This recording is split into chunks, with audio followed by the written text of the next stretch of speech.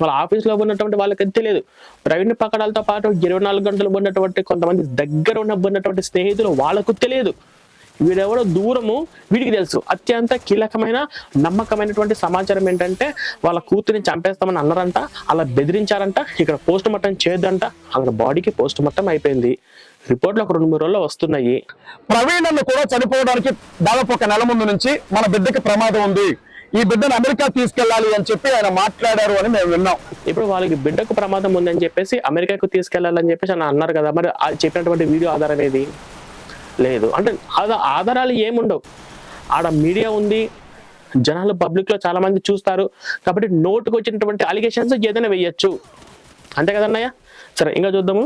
ఈ రాష్ట్రంలో మహాకూటమి ఉంది. తెలుగుదేశం పార్టీకి సంబంధించిన ఒక అధికార ప్రతినిధి డైరెక్ట్ గా వాళ్ళకి ఫోన్ చేసి ఇది యాక్సిడెంటే, డెడ్ బాడీని తీసుకొని వెళ్ళిపోండి, కేసులు వద్దు ఏమొద్దు అని ఎలా చెప్తారు నేను అడుగుతా ఉన్నాను.